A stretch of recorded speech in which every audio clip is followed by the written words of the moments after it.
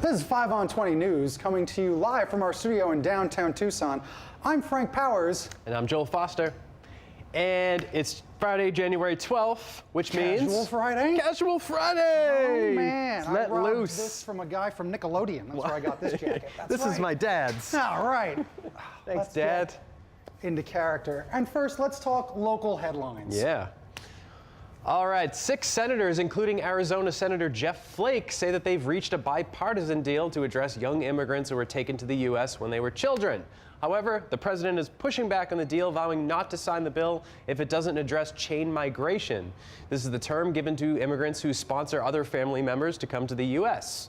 Mark Short, White House Director of Legislative Affairs, said that there is a, quote, long ways to go before the president signs onto the deal. The group of senators working out a deal includes Democrats Michael Bennet, Bob Menendez, and Dick Durbin, and Republicans Cory Gardner and Lindsey Graham. The bill is expected to include a path to citizenship for former recipients of the Deferred Action for Childhood Arrivals, or DACA.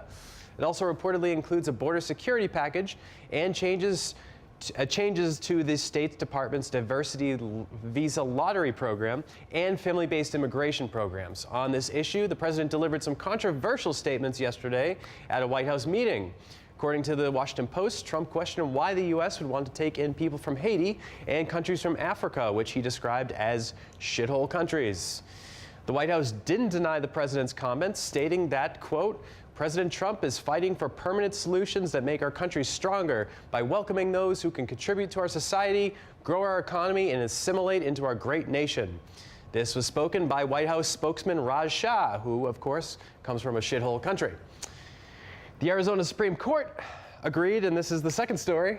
Yeah, I'll take this one. Let me take this. First, let's address this. Shithole countries, huh? Yeah. That's the new vernacular we get to use here in America. Sure, We got to say pussy on CNN last year as well. Right. And what words are we hoping to unlock this year? There's not much left. This C word, maybe? Oh, I mean, will that be next? Yeah, that'll maybe. probably be it. It'll be great. So the country's, we're rocking forward in class all the way. It's called progress. Yes, right? progress. Freedom of speech, there it is. So let's keep talking. The Arizona Supreme Court agreed to take up a case involving medical marijuana on college campuses. Smoke weed every day. A lower court ruling that Arizona colleges can prohibit marijuana on campuses, but that the state legislature can't make it a crime. That ruling added the prohibition of marijuana and on campuses violated the Arizona Constitution's clause to protect voter-approved laws. However, universities can choose to ban the substance on their own. The Medical Marijuana Act, passed in 2010, allows cardholders to possess small amounts of marijuana, but prohibits possession in prisons, schools, and school buses. The state legislature tried to expand the prohibition list in 2012 to include colleges and universities in the state, but was shut down by the Arizona Court of Appeals. But as we all know, the Arizona Court of Appeals likes to blaze. Public comment is being sought for proposed... That's the next story. We need to put we need spaces. Story breaks in these. I'm assuming the jokes will be the thing that we know at next. Hey, we're learning our jobs as we go. It's Casual Friday. We've only been doing this for 6 months, right? That's right. Yeah. All right, Court of Appeals, here we go. Public comment is being sought for proposed increases for entrance fees at Saguaro National Park. If the fees are approved, they go into effect on May 1st of this year. Park officials say the increased fees would bring the park into alignment with costs at other parks across the country. They say that the fee increases will go towards trail maintenance and repairing visitor use areas. Weekly vehicle charges would rise from $15 to $20. Weekly per-person charges would rise from $5 to $10. An annual pass would go from the current $35 to $40, so $5 more, that's the theme. Comments are being accepted until February, either by mail or via their website. The mailing address for Saguaro National Park is 3639 South Old Spanish Trail, zip code 85730. To leave a comment online, visit parkplanning.nps.gov/saguaro fee increase, or just Google all that. Entrance will still be free for those under the age of 16, for seniors, military members, and volunteers. Entrance is also free if you dress up like a cactus and sneak through the gate. Oh, that's always fun to do. Yeah, of course. I always like the giant bale of hay. That's my that's a good one. Sneak. I've done the horse a few times. Yeah. You need a friend though. You do need a friend to do the horse. All right. So Arizona ranks 4th in the nation for racial integration, according to a study by Arizona State University. The study, called 2018 States with the Most Racial Progress, also ranked Arizona number 12 in the nation for racial progress over time. It compared the 50 states across the three areas: employment and wealth, education and civic engagement, and health. Arizona tied for first with the lowest gap in the percentage of adults with at least a high school diploma. Hawaii ended up on the top of the list with a total score of nearly 70. They were trailed by New Mexico and Kentucky, with Arizona and Texas rounded out the top 5. Washington, D.C. was last on the list with a score of nearly 30. They suffered from low scores from a labor force participation rate gap and high unemployment among non-whites. Wisconsin, Minnesota, and Vermont rounded out the bottom of the list.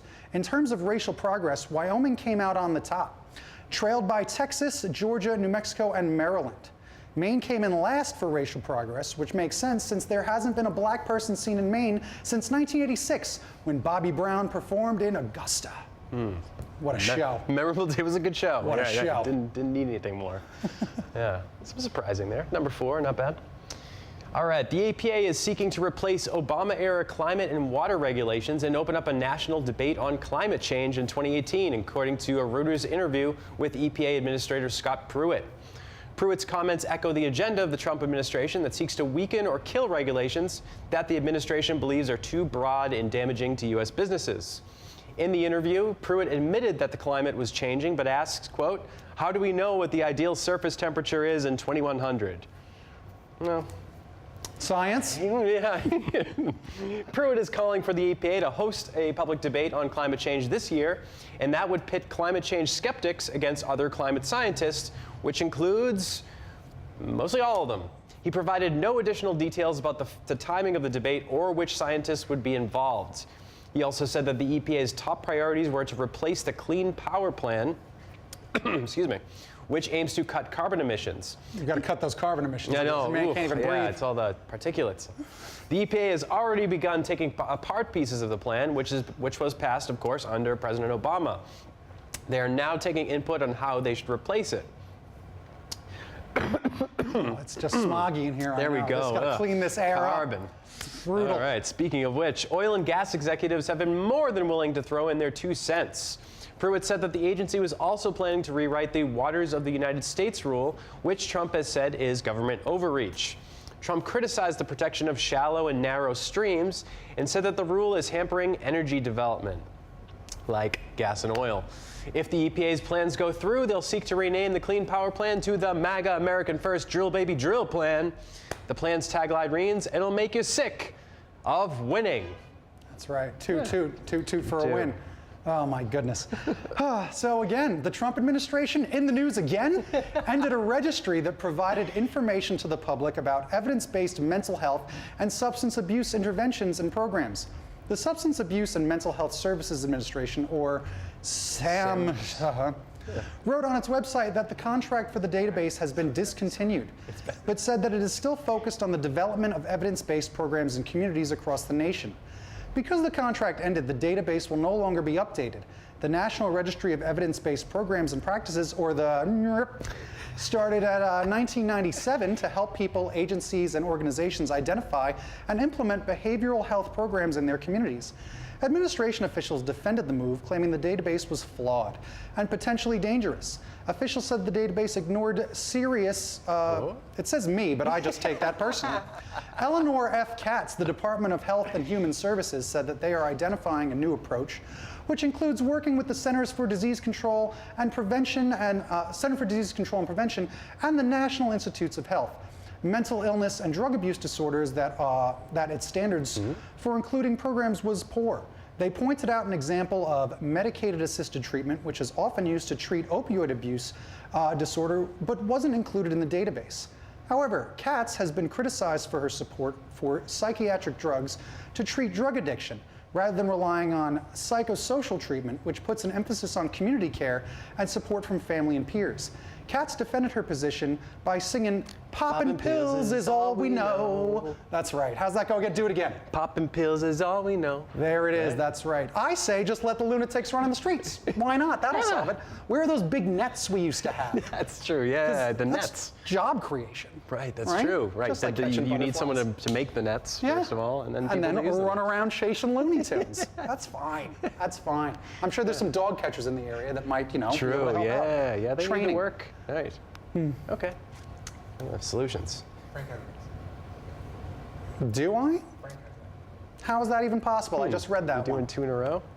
All right. All right, go for 2 in a row. Hey, I'm going to do 2. hog it. A group of inmates at Guantanamo Bay Prison. Oh, they know me there. That's why I'm reading this. Yeah, that's A group of inmates at Guantanamo Bay Prison in Cuba claim that the president's anti-Muslim bias is causing their indefinite detention. 11 inmates filed a petition on Thursday in Washington federal court. The petition challenges their indefinite detention at the military camp on the grounds of Trump's campaign pledge to keep all remaining detainees permanently locked up.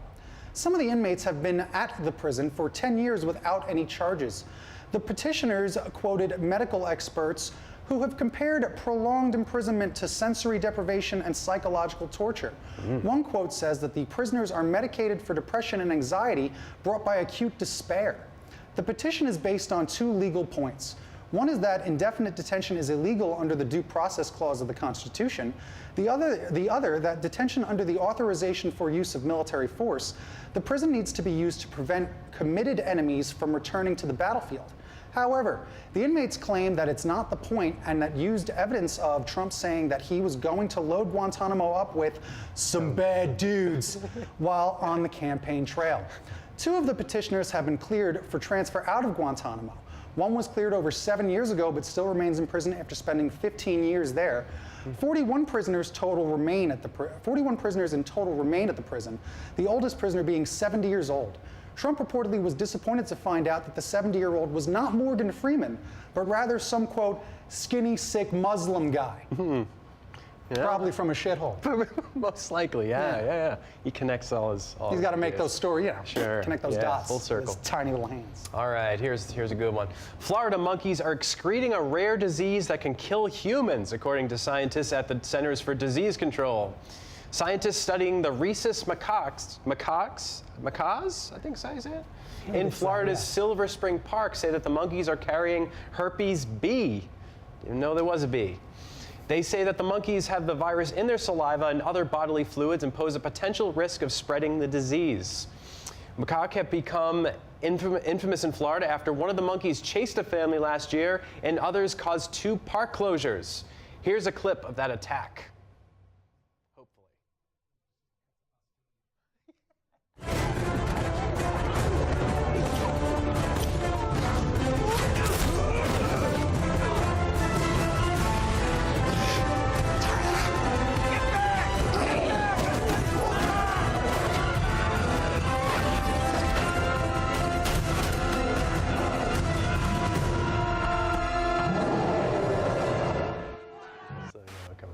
Back.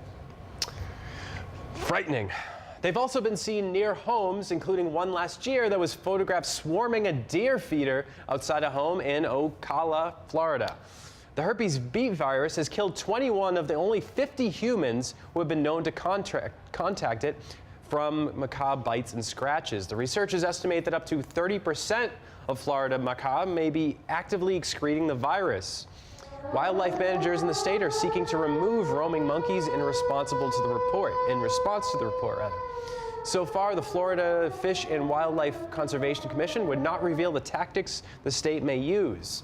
But a spokesman says the commission supports ridding Florida of invasive creatures.